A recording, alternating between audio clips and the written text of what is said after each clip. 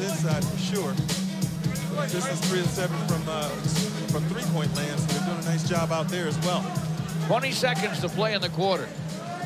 7-point Piston lead, 34-27. Bradley Beal. Inside for Portis, tried to dunk it. Don Maker got him. And the Pistons will bring it the other way. Ish to the rim. With 0.4 of a second to play in the quarter, he is fouled.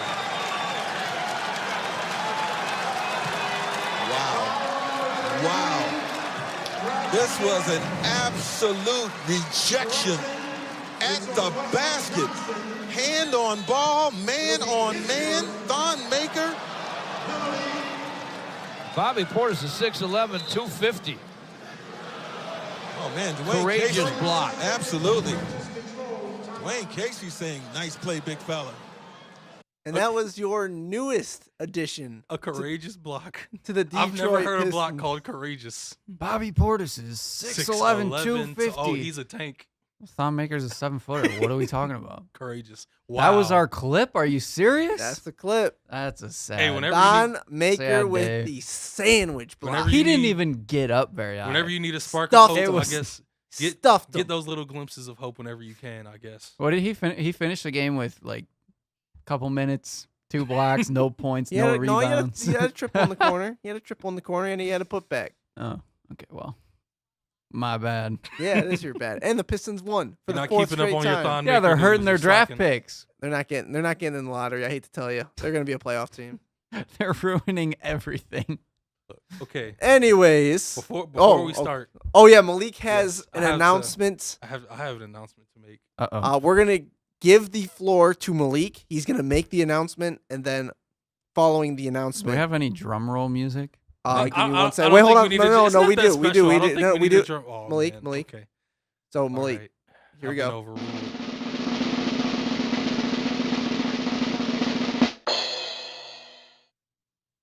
Chris, Joey, the viewers listening and watching, I'm a fool.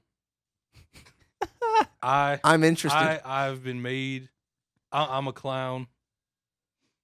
I'm very wrong for what I've done, and what I did was doubt Paul George. I said he wasn't a superstar. Not only is a superstar, not only is he a superstar, he's a potential MVP candidate. And PG-13 is on a ridiculously hot tear that I didn't know he had it in him. I had no idea. It's incredible to watch. I'm just you good ones admit when they're wrong. Good analysts they admit when they're wrong. Dead wrong on that one. But also Chris will get there. I'm giving Russell Westbrook huge amounts of credit for stepping back and letting Paul George become the guy, because young, technically, Russell Westbrook would not have allowed this. This is pretty much why Kevin Durant left OKC, because Russ wanted to be the guy. Two people wanted to be the guy, and that can't be what happens. When there are superstars, one of those superstars has to be the guy, and then other guys have to play roles. Russell Westbrook is playing point guard at a very high level and efficient level right now, and he's letting Paul George take over at all times. And it is pretty good to watch. And to piggyback on what Malik just said, I got to give my props to Paul George too. Joey, I think was it our mid-season awards? Yeah, I think it was the that mid-season you awards said Paul predictions. George was still a prediction for MVP. And I ripped you to shreds, mostly because you have him winning Defensive Player of the Year as well. But But- it was mostly one or the other. That was him. But I did not think Paul George should keep up the tear that he's on right now. What do you have, 43 last night? 47. 47. 47, 12, and 10. to be fair, he's on a completely different level right now. he's on a different level, but nowadays we have to, what's the best way to put this? Not put points at the top of every discussion because points are so easy to come by nowadays, if that makes any sense. Hey, Luca said it himself. NBA is easy to score. By the way, Luca, my He's the God. truth. Holy He's the moly. unquestioned truth. But yeah, we can That get to kid's that got later. We something. can get to that later. Yeah. Yeah, greatest of all time, future MVP. Yeah, Okay, let's Luka Doncic. But yeah, Slow down. Yeah. I will speak it into existence. But yeah, Paul George, honestly, he's on a historic tear in Thunder history. It's awesome to see Russell take that step back. Like you said, let Paul be the focal point of that offense and let Russell take that step back, do the dirty work, crash the glass, Be a point guard. be a Just- point yeah. guard, and don't get me wrong, Russell still takes ill-advised shots, just less of them, and kind of gives them to Paul George. Joey, I'll let you take this too. Yeah, what they're doing, like, I'm not a big Russell Westbrook fan, but what he's done to change his game to fit this new style that they're playing, I do have to respect him a little bit for it. Paul George is obviously playing out of his mind. I didn't think that he would stick to this level, but I just thought that because he was playing so well and he plays both sides of the ball, that would give him a really good chance. Now that he's playing to this offensive juggernaut level that he's at right now, it's him and James Harden, I think, as far as I'm concerned. I still think Giannis is Giannis going to win in it. there. Giannis Yeah. is going to win it because Milwaukee they're going to finish number one probably. Yeah, I think Giannis is going to take it. I think people want Giannis to win it. Yeah. Yeah. Paul That's George true. is definitely, I think, in the third spot right now. How much does he have to do to jump one of these guys? Because James Harden is still putting up historic numbers. The Thunder they pretty much have to finish first in the West, and Paul George has to continue this. Yeah. On my list, I now that you guys mentioned Giannis, I think he'll be more. People will speak it into truth, but if I was to rank it, I would do Giannis, Paul George, James Harden. Are you forgetting about the James Harden crazy run in the month of December? No, I'm still going James Harden too because not many players can lift their game to that level when Think they about need the to. injuries they're overcoming. I too. just Exactly. don't. I don't like that. There's only a certain amount of players that can get to that level when they have to, and James Harden is on the short list of those players. I just don't like that he's very inefficient about it. He doesn't play defense at all, and It's not pretty. But he also gets the free throw line more than any other player in the NBA by far. So I think a lot of that is, I don't know. I discredit it myself, but that's just me. Fair enough. I think I'm gonna call a little bit of an audible here on the show. Usually we start with football. I want to start with the NBA trade deadline. It was pretty big. We talked about it last week. We talked about how kind of had a feel that it was going to be a pretty busy deadline. We all went around and talked about players we think they're going to be moved. Malik, was it Malik or was it both of you kind of combined saying Thon Maker's going to be a Piston? Well, guess what? Thon Maker's a Piston. I had said it, and I said, because previously Thon Maker had requested a trade, and I said, watch the Pistons get Thon Maker, because we always talk about how the Pistons do a small deal, and Malik was in complete agreement with me, and we both kind of called that one. I felt like it would be the most Pistons move that they could have made, and they actually did it. Honestly, Very weird. Yeah, but we also got your boy Svi. And let's jump into those Piston deals right Knockdown away. Shooter. Let's talk about the Pistons Lakers trade where the Pistons sent out Reggie Bullock, their best perimeter shooter. Reggie's starting now. He's just starting for the Lakers. Is he already? Yeah. Yeah. Yeah. Mhm. It's a weird. Traded weird to the see. Lakers, and the Pistons acquired Svi Mikhailuk, the rookie, who the Pistons looked at in the draft. They acquired him, and they got a future second-round pick to start to resupply their second-round picks. They don't have a pick from 2020 to 2023 in the second round. What's your thoughts on those on that deal? Either of you? I like Doesn't Svi- move the. I like Svi as a prospect. He's a solid young player, really good shooter, a lot of potential. Thon Maker hasn't reached his potential yet. He's just Oh, we're not talking about the Thon, just the Svi okay, deal. just Svi. Well, yeah, basically. It's Well, a solid young prospect. do you think the Pistons were wrong in selling off Reggie Bullock already and not maybe taking it to free agency and signing him long term? I don't think they were wrong. I'm surprised they moved him Yeah. at this point. What about you, Joe? Do you think they should have waited until free agency and then sign him to a long term deal? No, and because he's not like a game changing forward. Like he's played really well for the Pistons for the most part. But I think getting back young talent, and I mean, second round picks hardly ever turn out, but at least you get an option. And as we'll talk about later, I mean, the Pistons found Wayne Ellington, who's exactly the same player, and there's other guys similar to Reggie that we could have even gotten as a backup deal. That Wayne Ellington deal really confused me, and Yeah, I don't really. We'll get into it understand in a that. second. Yeah. We'll get into it in a second. After the Svi trade, that was Tuesday night leading into Wednesday morning. That deal came together, and then Thursday at the deadline, I believe about 11 a.m., they traded Stanley Johnson, which turned out to be part of a 3-team deal, which landed Nikola Mirotic in Milwaukee. But the Pistons acquired Thon Maker. To me, I think this was a win-win deal. Well, I'll say a win deal for the Pistons because they weren't going to re-sign Stanley Johnson. He was playing small ball power forward, wasn't working out because he can't shoot the three. Pistons acquire again a young player who has another year left on their rookie deal, which helps them financially. And Thon Maker's kind of a buzz name. Not a great, huge name, but people know who Thon Maker is because of the legend of Thon Maker coming up through the high school ranks, didn't play college basketball, jumped straight to the NBA. He hasn't quite worked out yet. He's shown flashes, especially in the playoffs. Shot blocker, 3-point shooter, nothing really else in the middle. Do you like He has this? a developing post game, but developing. Developing Yeah. is the key word there. Do you guys like the move of essentially swapping Stanley Johnson for Thon Maker? I mean, it's an interesting move, definitely.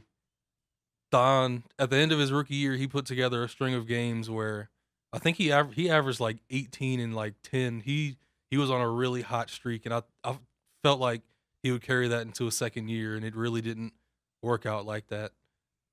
But he's a 7-foot guy, really long, athletic, not crazy athletic, but for his size, he can run the floor, jump, catch alley-oops. He has a 3-point shot blocker, like you said. So he has a lot of stuff to build off of. If Dwayne Casey can use him in the right way, almost like a Pascal Siakam situation, then it could be a really good trade and a really good move in the end. See, for me personally, I think it's a low risk, medium reward. I think he's got way more potential than Stanley Johnson at this time, at this junction in both of their careers. A 7'2" guy that can shoot the ball, is athletic, and can shot block at the rim without fouling consistently. That's something that has value in the NBA opposed to a 6'6" forward guard that can't shoot the 3 ball, can't really dribble very well, and is only known for defense, which the NBA is going away from that side of the floor. Joey, what do you think about this deal? Yeah, I mean, I'm okay with it. We've been talking about maybe it's time for Pistons to get rid of Stanley and see what's out there. Obviously, we would have liked him to be part of a bigger deal, but you do what you do, and it gives, like you said, new scenery for both players, New blood, new energy into the team. He's another big body that the Pistons didn't really have before, so it could work out. I mean, I'll say this. I think Thon Maker is instantly the best backup big man on the Pistons roster, and that says more so about how poorly this team was put together than anything. yeah, no, I agree with that, and he definitely has potential. I'm not going to give him the benefit of the doubt yet, but if anything, he could at least be like an Amir Johnson, Jason Maxiell kind of mix with more of a jump shot than those guys, but kind of that energy guy off the bench at least. Yeah. But he could definitely get a bigger role maybe moving forward. Oh, definitely. I think he will. I think he'll probably get about 15, 17 minutes a game just backing up Blake. After the Pistons made that move, after the deadline, they kind of won a pretty big free agent signing in signing Wayne Ellington. He literally probably could have went to any team he wanted to in the free agent market after being bought out by Phoenix after he was traded by Miami. Wayne decided to come to Detroit. Couple reasons. Arn Tellem, who works in the Pistons front office, used to be his agent, and they have a lot of history there. Along with Wayne's going to be a free agent. Pistons offer him the most time. He will plug in the hole of Reggie Bullock left. He will play 30 minutes a game and showcase his skills, hopefully to get a payday in the summer. Hopefully not like in his first appearance. Yes, he struggled last night. He was 0 for 7 from the floor, from deep. No, from three. From 3, and Yeah. then had a layup. But personally, I really like the signing. I was surprised the Pistons were able to pull that one off, and it makes their deadline moves work a lot better, in my opinion, if that makes any sense. It kind of just neutralizes them because Reggie Bullock, Wayne Ellington, they're the same player. They're very, very They're similar. like If the you watch exact any of the same. game last night, they literally just incorporated Wayne Ellington into the dribble handoff offense that Blake and Bullock were playing. Malik, what did you think about the Wayne Ellington signing? I think it was a weird signing that really doesn't add much. Really? Why I is think, that? I don't think it adds anything, but I think it replenishes the loss of Bullock. You get what I'm saying? Wayne's a 40% free Because we're three-point losing, shooter. we lost a starter to get he just young is, players that but are pieces. Wayne is getting old. He won't He's be 31. He's getting old. He won't be around for very long. He's just a placeholder for the rest of this season. I feel like you could put Svi in that same position, and I think he'll produce the same kind of shooting. He might produce the same type of shooting. Maybe not over 40% right now, but I think eventually Svi is that good of a shooter to where coming around screens, setting up plays for him to get open, he's going to be the same exact type I of player. think maybe Plus he's athletic and yeah. But I think that's why they're still trying to develop him. He's still a rookie, It's and they're just to still trying get to make a him- playoff push. I understand trying to fill a hole, but yes, it's not that great of a Because if they pickup would have for me. if they would have somehow in just another world like kept Reggie and still got Svi, like Reggie would still be starting, so Yeah. it doesn't really move the I needle. think we also should get used to Reggie Jackson here because Dwayne Casey, I feel like he thinks Reggie Jackson is an important part to that team. It doesn't matter what He Dwayne wants- thinks. Though. he It wants doesn't Reggie matter what Jackson to be it the doesn't point matter what guard. Dwayne thinks. This is not the Stan Van Gundy era. It's what Ed Stefanski True. thinks, Very which true. is honestly a great thing because I know Ed wants Reggie gone. It's good. I'm happy Jackson is playing better over the last 8 games or so. He's just boosting his trade value for this summer. right. Just keep playing well. You know, if we make we win a game in the playoffs, that's just icing on the cake. And that makes it a lot easier for the Pistons to trade Reggie Jackson for maybe a wing, and then they go sign a point guard in free agency. You never know. But I'm happy Reggie's playing better, mostly for trade value going up. How do you guys grade the Pistons deadline, though? Give me a grade. A C. A C? Why do you give a C? You know, they're passing. They're passing? average Okay, Like, it why, doesn't- though? because it doesn't do anything really. I mean, the only thing that it does is if these young guys get It's hard to grade it now. potential, maybe, but even then, like, it's hard to say because you don't know how long the Pistons will even give these guys before they maybe try to move them on. I don't know. It just doesn't really do anything. It obviously doesn't affect them right now. So that's why I have to give it a C because it's just like a neutral grade. It's a neutral move. Doesn't do a whole lot, but it gives you more possibilities, I guess, down the road. Malik? C-. I think every move after it you can add but Svi has a lot of potential, but Don Maker has a lot of potential, but Wayne Ellington can shoot like Reggie. Here, But he here's can go 0 of 7 in a game. Exactly. It's like everything is a question mark. Here's the thing that I think both of you are missing a little bit. These moves at least help financial flexibility. They add I understand it's just a second round pick, but for 4 straight years of not having a second round pick, that adds up. That's 4 missed opportunities that's 4 automatic misses in the second round. Adding that, I think, is a bonus. Adding Svi is a bonus. He's a young prospect on a rookie deal for the next 3 years. Thon Maker has an additional rookie year opposed to what Stanley Johnson he was going for his payday this summer. Both of those moves are big financial flexibility moves, which I appreciate the front office doing that, opposed to going all in and maybe making a trade for Mike Conley where you are just in terrible trouble financially for the next 3 to 4 years. But these are the type of the moves too that confuse me only because they look towards younger potential players and a pick.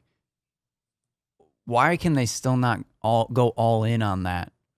Because it's such a weird move because like they want to push for the playoffs, but they're trading away starters that have played meaningful games to getting potential guys that haven't played a whole lot in a draft pick. Like After the Blake move, there's no going back. I understand that, there but is I'm no going I'm back. just saying I would if that's what they're doing to go for a bigger move. But if they're That's leaning what I- towards that's what I get. rebuilding, I then think go all in on that. I want them to pick a side. No, I know what you're saying, but I'm gonna say I think these moves are aimed towards a bigger move in the summer that may not have been available right now at the deadline. That's what I think they're angling for, because Beal wasn't available. If Bradley Beal was available, the Pistons would have gave him whatever Washington wanted. If that was enough, that's nor here nor there. But that's the type of player I think that with these two moves, they're angling for. They're under the luxury tax even more, which makes it easier for them to make trades for these star players. That's what I think these moves did. I give them a B. It's not a big deal, but they didn't do anything stupid, which is a big deal for Pistons. They acquire a future pick, add 2 prospects, and then they fill the Reggie hole by signing Wayne Ellington to the rest of the year, which won't be any burden for them financially moving on.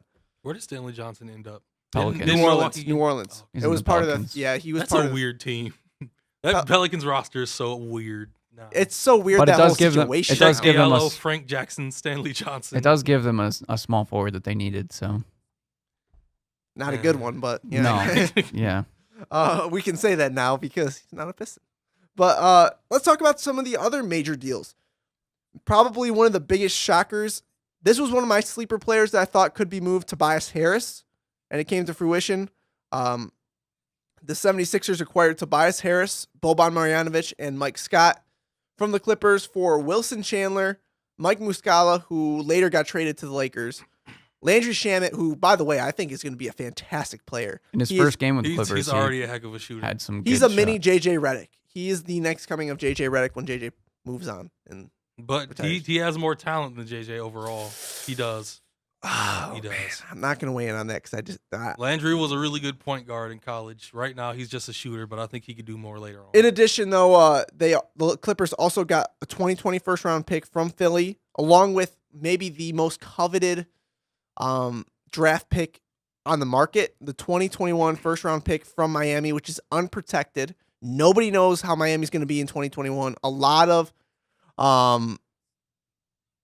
shaking going on in Miami, to say the least. I mean, what do they have? They have Justice Winslow starting at point guard now still.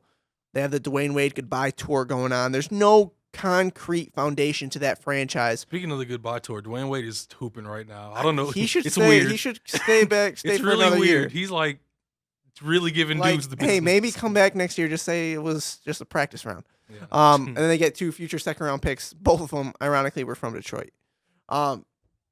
What'd you guys think about that deal? Did that surprise you? Does that put Philly over the hump? Was it the right move for the Clippers to trade their best player essentially? I think this worked out great for both teams. Exactly. Honestly, I think it's an A+. Yeah, I think it's a great trade for both teams.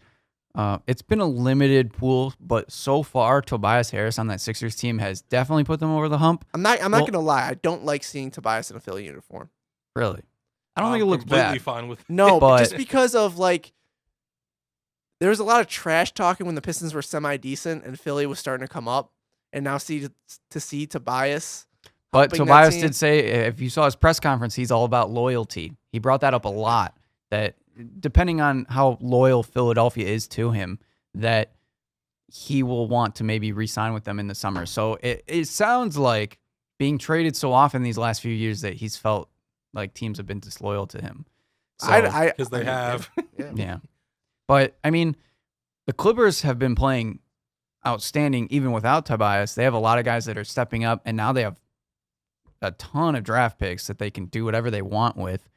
And Plus, what is it? 2 open max slots this summer Yes. to sign free agents. yeah, so they could make a big couple deals. They could sign 2 big guys and then trade for somebody crazy. And then people are already saying now that the Sixers are the favorite in the East, which I don't know if that's true yet.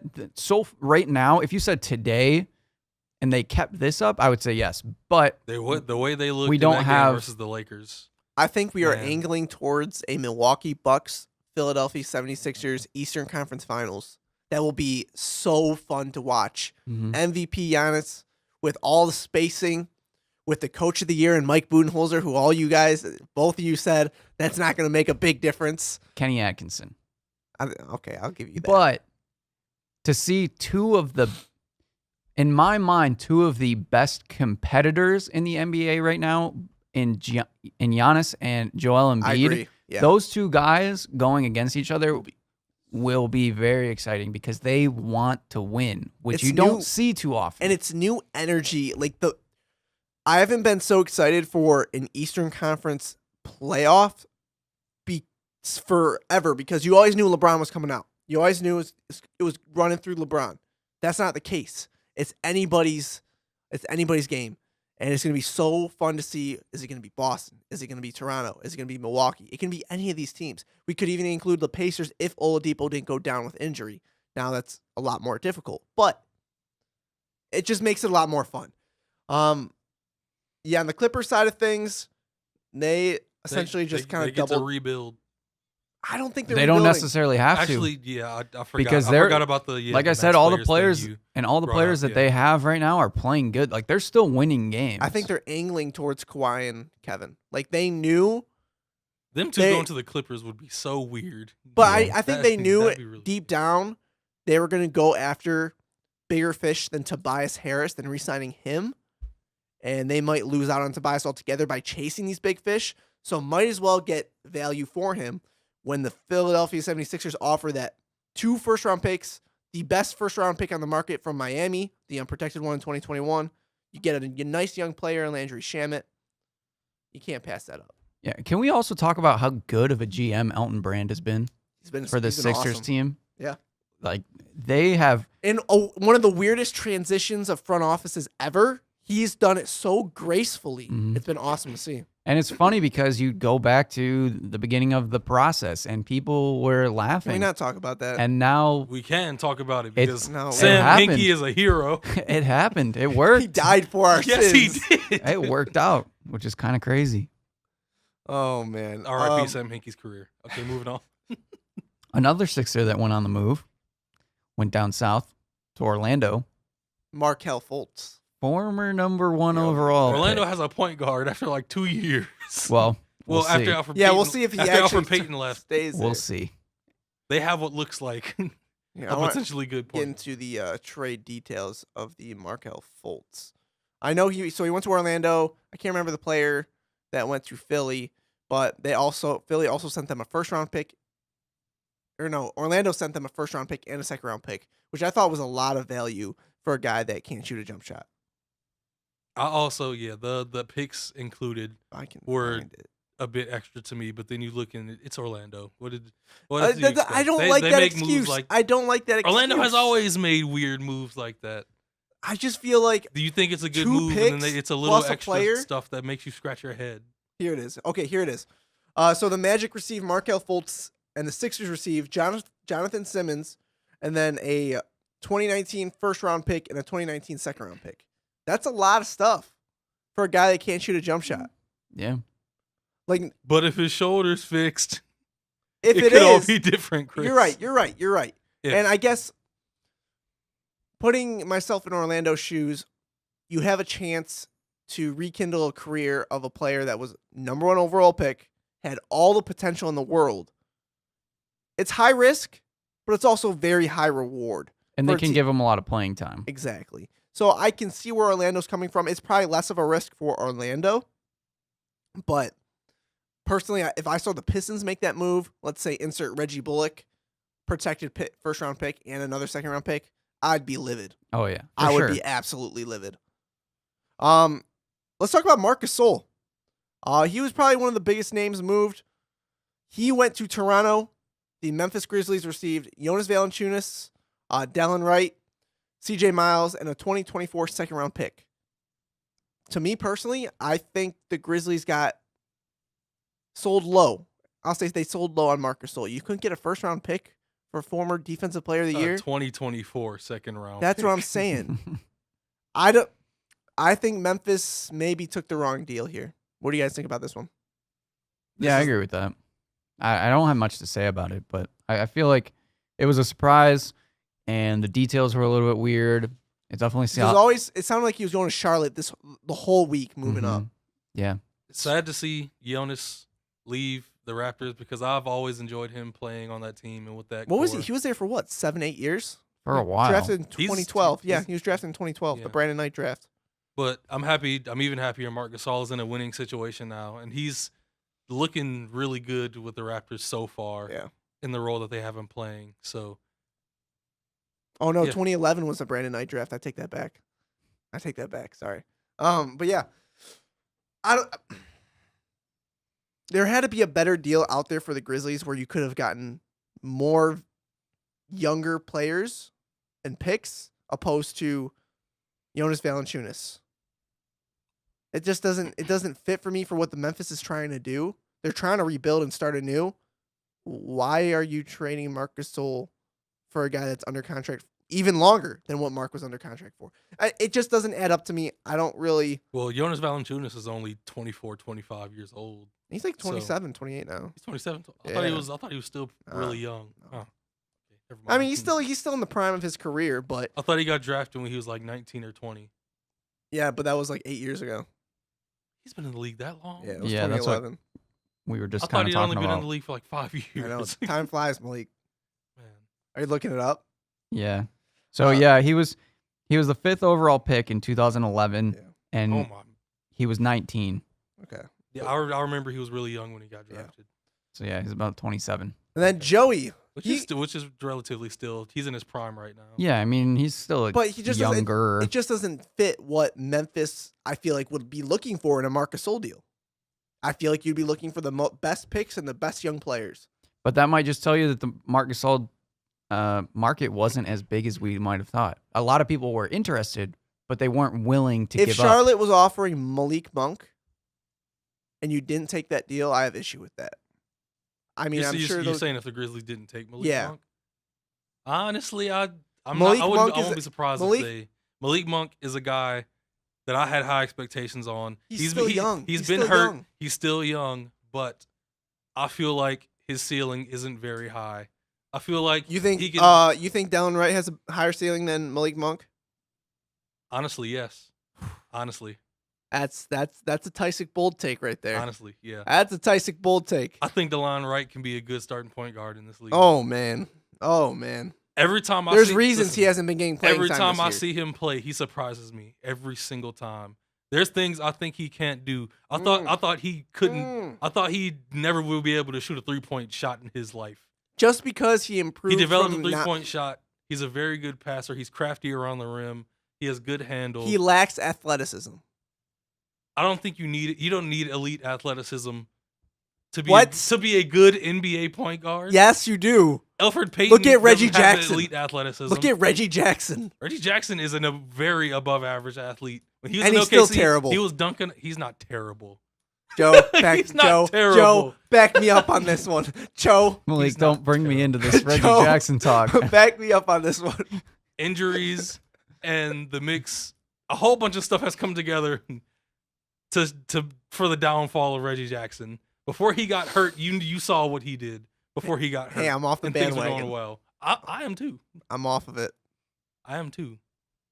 I understand. But DeLon Wright is a good young point guard. I'm not denying he's not a solid point guard prospect maybe in the year 2024. But I think Malik Monk will show signs for a long time. If but we're- if I I'm- don't think he will ever hit a point. if I'm where it's betting on a like, oh, player man. to have a better career, Malik Monk or Delon Wright, I'm taking Malik Monk every day of the week. Every day of the week. Career-wise, maybe Malik Monk, but over the next What few, are we? We're talking about career. over the next few years, I We're think DeLon talking Wright will be about better. career. Career, maybe Malik Monk, but over the next few years, I think you get more out of DeLon Wright. Oh, right. Joey, for some reason, wants to talk about the Clippers getting Ivica Zubac.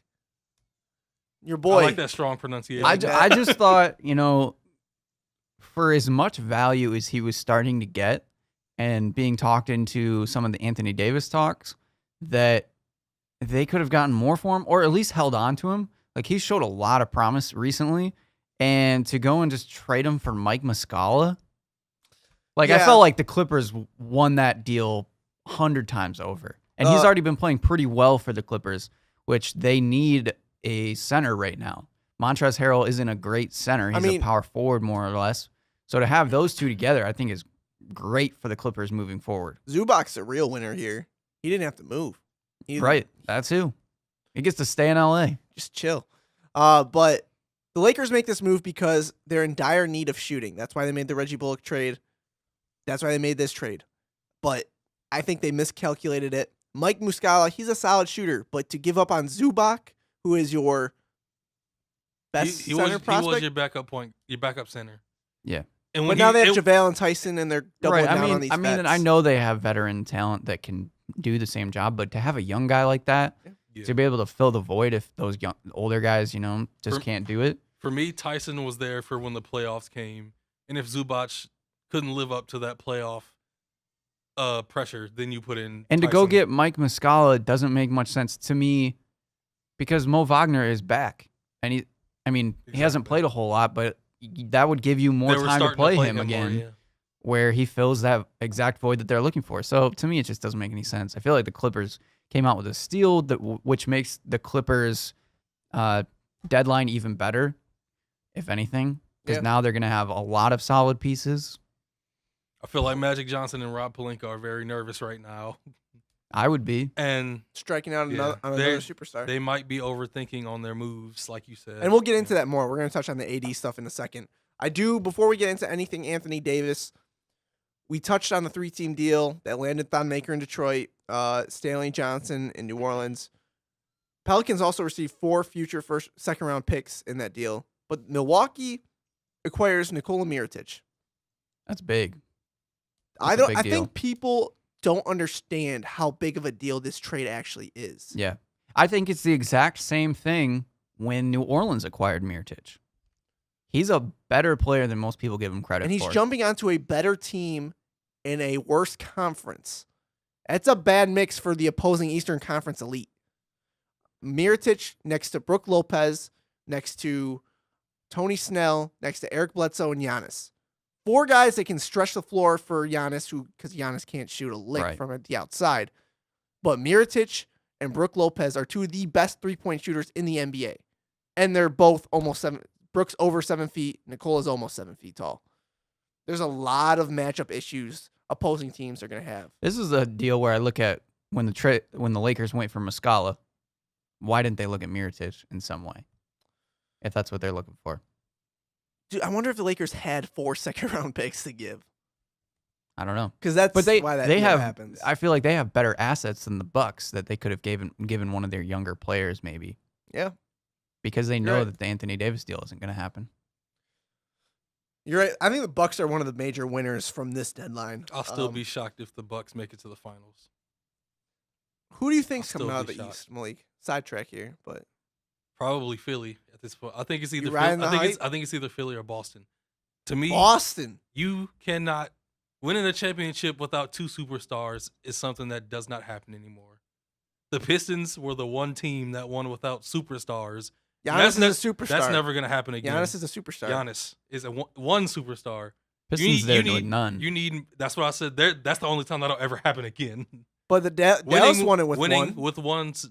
That was a rarity because LeBron had one of the worst finals performances performances now ever. we're blaming it on LeBron, not the Dirk's greatness. We're not giving Dirk any credit. Dirk had one of the greatest final stretches, and LeBron had an all-time worst. Dirk his due. Don't you put dirt on his name. Don't you put LeBron dirt was on at Dirk's an all-time low. The big 3 was still figuring things out. Dirk and that team, defensively tough. It was a horrible matchup for the Heat that year. Yeah, because Dirk was playing at an NBA Hall of Fame level. Yes. Giannis is a young superstar. That team is not a defensive juggernaut. They They're go up against the offense- Warriors. They're the best offensive team in the NBA. They have the best offense in the NBA. That could change in the playoffs. In a Barely. 7-game series, things change.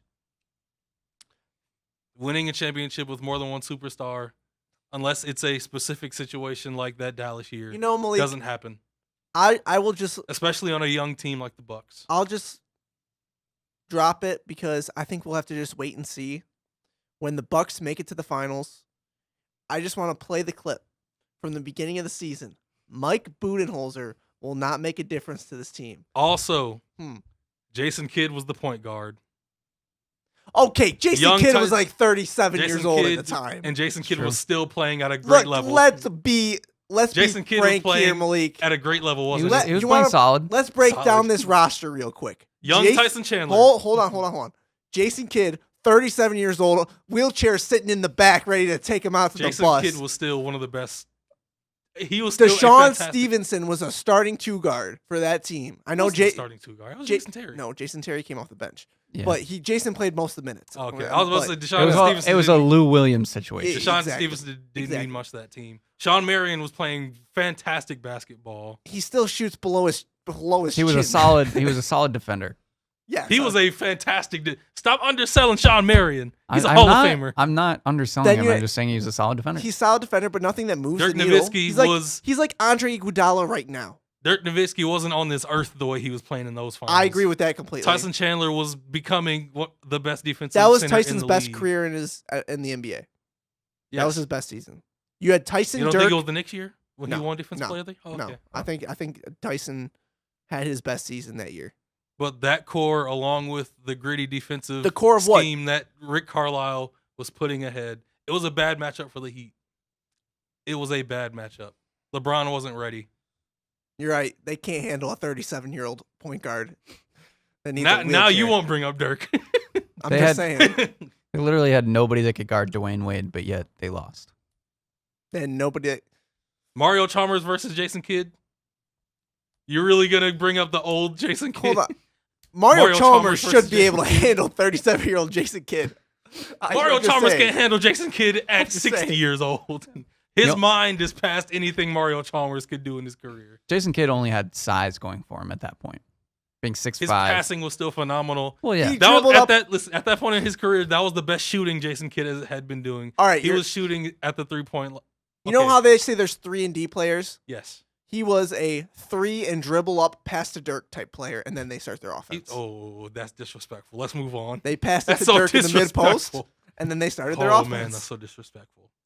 Let's move on. I'm not disrespecting Kidd's career. I'm just telling you how it was in He was 2011. he was still a really good point guard. He was solid. And without him, they wouldn't have won that championship. Yeah, because then they don't have a starting point guard. The Heat should have They, no they didn't excuse. have Jason Kidd. They had JJ Barea then starting, and then they have a whole. Chris Bosh was still figuring out his role. Oh, stop it! Yeah, come on. Come on, Malik. You're You're reaching. he was here. adjusting to You're- you're he was adjusting reaching to the here. stretch four.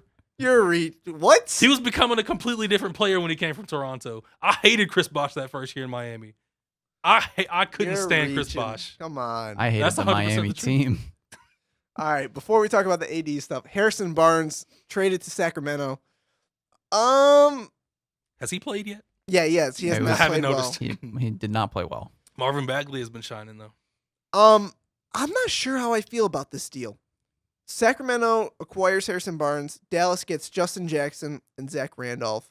And then they released Zach Randolph. So yeah, Sacramento doesn't give up much, except for they tie up some money to Harrison Barnes in the future.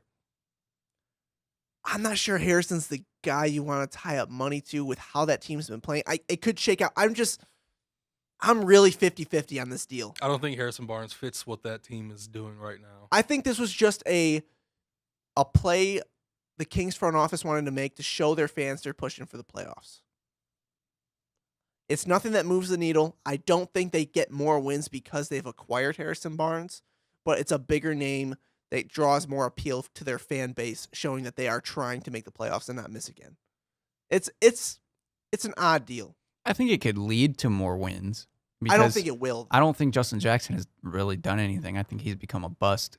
And here's some. What pick was Justin Jackson? He was a late first rounder. Yeah, he was right? late first. Yeah. Well, he was a late first rounder, not high expectations. Although But- he was a first rounder. Yeah, but his draft stock fell. Like, he was supposed to be better than he was. I just think it works out where, yeah, they get tied into more money, but it's Sacramento. Who's going to go there? What are they going to be able to do? I think this gives them a move, and I think it could potentially help them out. I mean, it gives them a veteran guy in that team of young guys. So at least if they do make the playoffs, they'll have somebody that's been there before and knows kind of how to play in the playoffs. Even though he didn't play well with the Warriors. Right. But I I'm understand just he's saying been the there. environment. At A least. ring is a ring. It is. It definitely Just is. Talk to playing in the Zaza. games, being in that environment. No, you're right. It'll be interesting to see. I'm rooting for Sacramento to make the playoffs. It would be cool to see, just for their fans. how Especially long if they it's get been. in over the Lakers. Yeah. It'll be fun to see. Talking about the Lakers, there was a move that was not done by the deadline. Anthony Davis is still a New Orleans Pelican. The biggest storyline throughout the last 2 weeks heading into the trade deadline. Where's Anthony Davis going to go? Where is he going to go? He's still in New Orleans, and he's going to play about 25 minutes a night because otherwise. So the funny situation with the Pelicans now, they have to play Anthony Davis because the league stepped in. They were originally not going to play him for the rest of the year. The league said, no, you cannot do that, which is very odd because Memphis did that with Chandler Parsons, and nobody said anything. But when it's Anthony Davis, it's a big issue. So he's going to play about 20, 25 minutes a game, not finish games, which is going to be weird. We already saw that in I think it was like his first nationally televised game since the deadline. It's just a really odd situation. Just a lot of bad blood between Anthony Davis, the front office, and the fan base. He got booed as soon as he stepped on the court in his first game after the deadline. What do you guys make of this situation? It's a bad one. It's toxic is the word to describe it. I think it was funny while it was happening. It was really funny what New Orleans was doing. But now when you look back at it, I think New Orleans, they just put themselves in a position. They let their pride and all their emotion get to them. They passed up on all that young talent they could have gotten. That could have set them up for the future. Now you have kind of a kind of awkward roster and an Anthony Davis that's probably going to leave in the summer. So where does that? He can't leave this summer. He's still. I mean, he could get traded, but he's not a free agent. Oh, okay. Right. They're waiting for the Celtics to get in Oh, Yeah. okay. because the Celtics are supposedly going to give them Jason Tatum. Supposedly. And But- they believe that Jason Tatum, out of all those young guys, is the best prospect to go with. I still, this leaves that organization looking, the level of pettiness, it's not good for business, honestly. I think it's a good term. Pettiness. Yeah, the level of pettiness is not good for business. It didn't fall back well on them because their fans didn't react well to the entire thing. But Anthony Davis came back out and bawled, but the fans, didn't care. yeah, the fans didn't care for it, and they saw the whole thing was just a bit of a mess. To be fair, I don't want to put all the blame on the Pelicans front office because they're not the ones that said they were going to trade Anthony Davis. Anthony Davis and his agent Rich Paul, ironically after they had a dinner with LeBron, said, "Oh, I don't want to be here anymore. I'm requesting a trade." While he was injured, or that injury was going to take him out up until after the trade deadline. There's a lot of fishy information going around there And then he Like, does an there's some interview sort- with Rachel Nichols saying, "It's my time to to leave. leave." Yeah. Joe, I want to get your opinion on this. This whole situation's a mess, and to untangle it is quite the job. Can you untangle it for us? I can try, but honestly, it's kind of the way that the NBA has been going recently, where you see a lot of players start to feel that they do have power in this league and that they can do somewhat sort of what they want. And I don't know about, some people like Charles Barkley has called for maybe a rule change of some sort. I don't know how they go about that. So that's something hard to do, but I think the Lakers played it as good as they could. They were willing to give up all their young core. I do think the Pelicans maybe should have taken that deal, but I actually like that the Pelicans didn't back down and just, okay, it's Magic Johnson, it's the Lakers. It's all their young talent. We're just going to do it. I think it was in their best interest to wait for the summer. Because you go to the summer, the Lakers are still going to be interested. They're still going to have all those young players. They just want to see what the Celtics have. They want to see what the Knicks have. They want to see what other teams have. You want options. You don't go to some fancy 5-star restaurant and you just look at the menu and we have the cheeseburger we're serving tonight. No, you want everything. You want all the options. I'm taking that cheeseburger, especially if it's a bacon cheeseburger. All right. Well, Malik, you would have taken the deal then. All right. You didn't want to see what's for dessert, basically. So I think it's smart. I think it was smart for the Pelicans to stay grounded and wait. I mean, what is the problem with waiting at this point? It causes such a toxic situation for the rest of this season.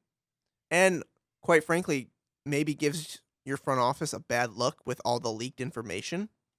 What do you think about that? Is that worth the risk of, okay, you can get Jason Tatum in the summer? I think you can definitely look at it that way, but I think you could also look at it as this organization is not going to just succumb to a player. They're not going to back down, and they are going to go with what's best for them. And I know that maybe that's not always a favorite thing for a player, but I do think they've tried to do a lot with Anthony Davis. I just don't think any of it's worked out between the two. I think it definitely should have been a more happy ending, I guess, because Anthony Davis put everything into the Pelicans. I felt like the Pelicans tried to do what they could with their small market to get Anthony Davis into the playoffs and do something, and it just didn't work out. And I don't know. I'm not sure, but I think the writing was on the wall when they didn't re-sign DeMarcus Cousins or Rajon Rondo. I think that was a big thing. If Rondo's here, if Boogie's back, because Boogie's playing solid. Yeah, he's not playing the amount of minutes that he has been. He's coming off an Achilles tear. He looks really good for coming off an Achilles tear. What, a year ago? Yeah, just over a year ago. It's a weird situation. It's going to be real awkward for the rest of this season. I think what also doesn't hurt them is that they're out of the playoffs pretty much right at this point. Yeah, they're not making the playoffs. I don't think they can make it. And, I think that somewhat negates the toxicity a little bit, just because, like, if he was being in trade talks and they were still close to that playoff edge and then he was still playing and it was like, I'm not sure how that would have worked. The dynamic there would have been weird too. Yeah. Because he says he wants to win, but the Pelicans don't really want to. They'd want to tank if they're going to lose him. So yeah, it should be weird, but I mean, that's the thing that you got to deal with as a player when you request a trade, basically, is that you might not actually get traded. It's not up to him. Yeah, especially for a player that's under contract for a year and a half more, not even a half of a year. He's under contract for next season still. So it's definitely a tricky situation. Before we get out of here, I do want to touch on just the Pistons' overall play, since we're kind of sticking with the whole NBA theme here. They've won 5 out of 6. Could be 6 in a row if they didn't blow that lead to the Clippers. 4 straight. They're back in a playoff spot. They're number 8 right now. They're 1 game out of 7. They're a game and a half, 2 games out of 6. What is your take of this team right now? They've kind of done a little bit of a 180 from what they were. All of a sudden, they're competing hard, it seems, opposed to coming out flat every single night. Do you think this team has a little bit of juice left in them to make this season interesting and worth something? No. Elaborate. I mean, I just, because even if they make the playoffs, there is no way they compete with any of those top teams. What if they make it interesting? What if they win 2 or 3 games? They are not going to. What if they did? They won't. There is no hypothetical here. All of those top teams just are bad matchups for the Pistons. Can you imagine if the Pistons get the Sixers in the first round? Sixers or Bucks are going to be tough. Oh my goodness. Those are Pistons killers right there. Yeah, if I'm the Pistons, I'm rooting for Toronto or Boston. There's no energy. Yeah, they make the playoffs, I guess. You get to watch a couple You get to watch 4 playoffs games, I guess. That's fun, I guess. I would have liked to see the energy next year, You might. You don't know. but they're ruining their draft pick again. They're not getting. They might make the playoffs. The East is so bad, they're not missing the playoffs. If they miss the playoffs, I'd be stunned. They had a chance. They should have. They did have a chance before this little tear. They had a chance. They should have just let it go. I mean, they still might. Like, Miami's right behind them, and Miami is just as weird as the Pistons are. So. Yeah, but if you finish 9, what are they going to finish draft lottery wise? That's what I'm saying. That wouldn't surprise me at this point, which is sad because they were like 7th pick about for a while. And we had a few nice shows talking about, it'll be nice to see Zion. Now they're going to be 8th seed in the playoffs. Terrible draft pick again. Get spanked. I'm telling you, they are just figuring all the right ways to ruin this. Malik, you got anything on the Pistons? That answers that. Well, it was a great show this week, guys. We break down all the NBA trade deadline stuff. Kind of a crazy few weeks here. Any last words we want to get out there to the people? Malik, silent on a Piston topic. I need something from you. Watch the AAF if you haven't. Alliance American Football. Solid football to watch in the spring. All-Star Weekend. Daytona 500 as well. Solid weekend. We will see you guys next time. Bye. Ain't nobody watching no NASCAR. I will.